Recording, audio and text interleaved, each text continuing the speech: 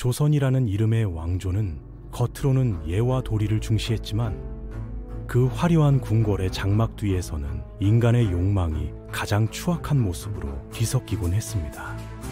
왕과 공신, 피와 권력이 얽힌 그 세계에서는 한순간의 방심이 곧 몰락으로 이어졌죠.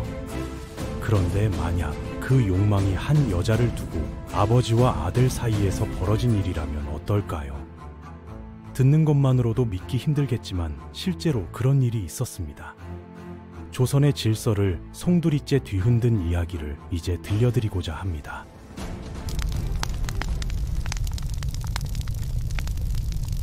이 사건의 중심에는 태종 이방원의 1등 공신 이거이라는 인물이 있었습니다. 그는 단순한 무장이 아니었어요. 태종의 왕위 등극에 결정적 역할을 한 조선 건국 이후 권력의 핵심 중 하나였습니다.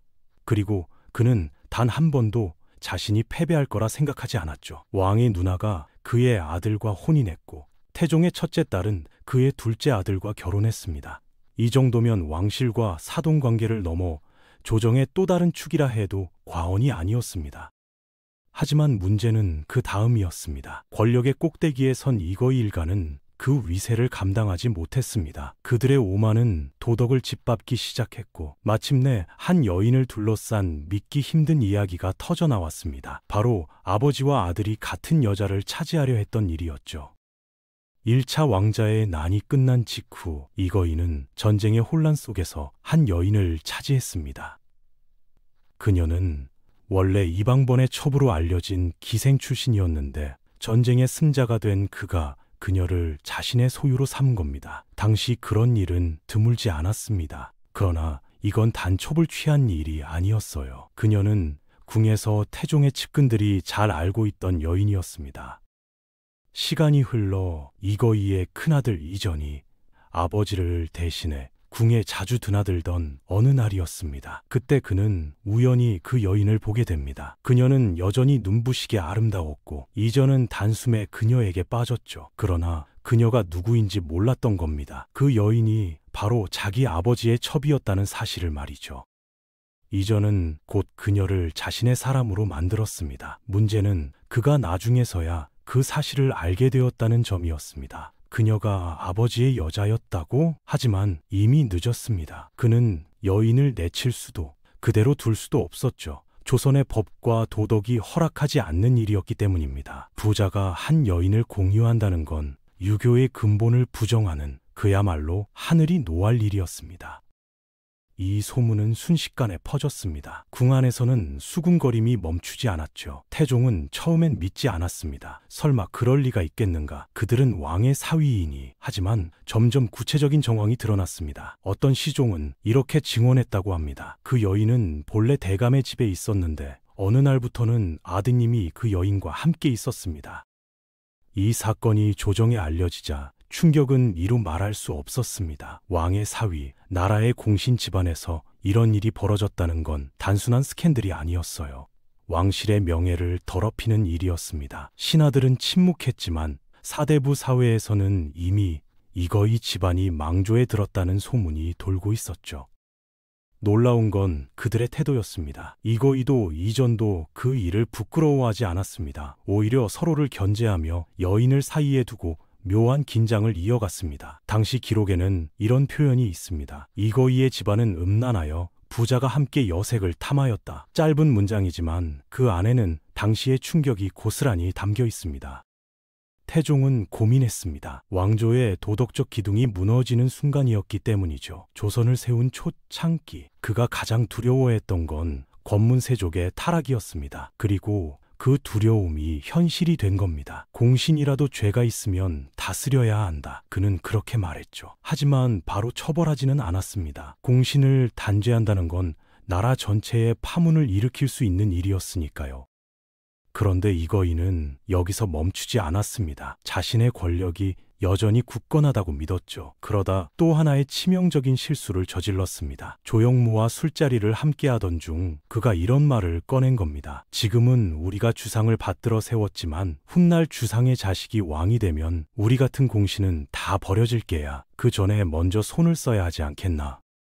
이건 단순한 농담이 아니었습니다. 그 말은 곧 반역의 씨앗이었죠. 조영무는 그 말을 듣고 얼굴이 굳었습니다. 그리고 그날 밤 곧장 태종에게 모든 걸 보고했습니다. 태종은 아무 말도 하지 않았습니다. 하지만 그날 이후 3년 동안 이거이를 조용히 지켜봤습니다. 마침내 태종은 결심했습니다. 진실을 밝히겠다고 말이죠. 그는 조영무와 이거이를 불러 대질시켰습니다. 이 말이 사실이냐? 이거이는 단호히 부인했습니다. 전하, 소신은 그런 불경한 말을 한 적이 없습니다. 제 두 아들이 전하의 사위인데 어찌 그런 생각을 하겠습니까? 그러나 조영무는 물러서지 않았습니다. 신은 그가 한 말을 그대로 전했을 뿐이옵니다. 결국 진실은 드러났습니다. 태종은 이거이를 사형에 처할 수도 있었지만 그렇게 하지 않았습니다. 대신 그와 그의 아들들을 모두 폐서인하고 외지로 내쫓았습니다. 표면적인 이유는 반역이었지만 실제로는 그 부자간의 추문이 왕실의 체면을 심각하게 훼손했기 때문이었습니다. 그렇게 이거이 일가는 하루아침에 몰락했습니다. 권력의 중심에 있던 그들이 졸지에 역사의 죄인으로 남은 것이죠. 그들의 몰락은 단순히 개인의 타락이 아니라 조선의 질서를 바로 세우기 위한 왕의 결단이었습니다. 이 사건 이후 조선의 모든 대신들은 두려움에 떨었습니다. 권력의 정점에서도 도덕을 잃으면 끝이라는 걸 모두가 눈으로 확인했으니까요. 부자간의 추문은 단순한 사생활의 문제가 아니었습니다. 그것은 왕조의 도리와 유교적 근본을 무너뜨리는 죄였고 태종은 그 사실을 누구보다 잘 알고 있었습니다. 한편 이거이의 몰락이 채 잊히기도 전에 또 다른 인물이 왕의 눈밖에 나기 시작했습니다. 바로 이숙번이었습니다. 그는 젊은 나이에 과거의 급제에 태종의 신임을 받으며 조선 초정치의 실무를 맡았던 인물이었죠. 하지만 지나친 자만심이 화를 불렀습니다. 한양 성문 근처에 있던 그의 집은 늘 사람들로 붐볐습니다. 시끄러워서 살 수가 없군. 결국 그는 명을 내려 성문을 막아버렸습니다. 백성들의 불편함은 상상 이상이었죠. 성문이 막히자 조정은 새 문을 만들자는 논의를 시작했고 새 성문의 위치가 이숙번의 집 앞쪽으로 결정되었습니다. 그러자 그는 또 화를 냈습니다. 내가 조용히 살고 싶어서 성문을 막았는데 이제 내 집 앞에 새 문을 낸다고요? 차라리 궁궐 앞에 내세요. 왕이 거주하는 곳 앞에 성문을 내라는 말, 그건 명백히 월권이었습니다. 하지만 그의 영향력은 워낙 컸기에 아무도 제지하지 못했죠. 결국 임금이 있는 궁 앞에 새 성문이 세워졌습니다.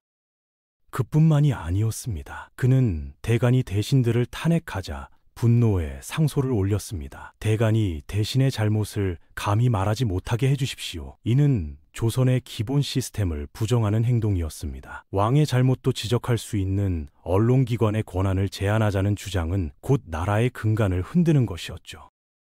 정승 성성민과 남재는 유학자로서 이런 상소에는 서명할 수 없다며 거절했습니다. 하지만 이숙번은 밤중에 직접 찾아가 협박했습니다. 서명하십시오. 좋게 말할 때 하세요. 결국 서명을 받아냈습니다. 참찬의 자리에 있던 그가 정승에게 강압을 행사한 것이었죠. 태종은 그를 여러 번 용서했지만 결국 분노를 참지 못했습니다. 의정부 자리가 비자 이숙번이 스스로 그 자리에 오를 거라 기대했는데 다른 이가 임명되자 그는 병을 핑계로 궁궐에 나오지 않았습니다. 그 시기 나라 안팎은 혼란스러웠고 왕은 지쳐 있었죠. 더는 두고 볼 수 없다. 이숙번을 귀양 보내라.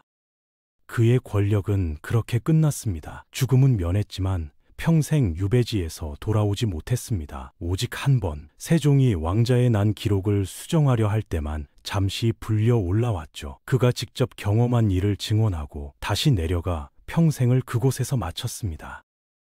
이거이와 이숙번 두 사람의 삶은 조선 초 권력의 명암을 상징합니다. 한쪽은 도덕을 잃은 오만으로, 한쪽은 권력의 취기에 취한 자만으로 스스로를 무너뜨렸습니다. 권세가 높을수록 조심해야 한다는 걸 그들의 삶이 그대로 증명했죠. 태종은 냉혹한 군주였습니다. 그러나 그 냉혹함은 단순한 잔인함이 아니라 질서를 바로잡으려는 선택이었죠. 공신이라도 도리를 어기면 용서하지 않았습니다. 부자간의 추문이든 신하의 월권이든 결국 조선의 근본을 위협하는 행위였으니까요. 권력이란 건 늘 달콤하지만 동시에 잔혹합니다. 이거이와 이숙번의 이야기, 그것은 권력의 끝에서 인간이 어디까지 타락할 수 있는지를 보여주는 잔혹한 경고문이었습니다. 겉으로는 충성과 도리를 말했지만 그들의 속에는 탐욕과 교만이 들끓고 있었죠. 조선의 왕은 그것을 용서하지 않았습니다. 왜냐하면 왕조의 기둥은 힘이 아니라 질서였으니까요. 그 질서를 지키기 위해 왕은 때로 피를 흘려야 했습니다. 그 피가 흘러내린 자리에 조선의 권력 구조가 새롭게 세워졌고 그렇게 왕권은 조금 더 단단해졌습니다. 결국 그들의 몰락은 단순한 개인의 실패가 아니었습니다. 그것은 시대가 요구한 정리였죠. 도덕을 잃은 권력은 오래 가지 못한다는 그 단순하지만 잔혹한 진리를 조선의 왕은 너무 잘 알고 있었던 겁니다. 감사합니다.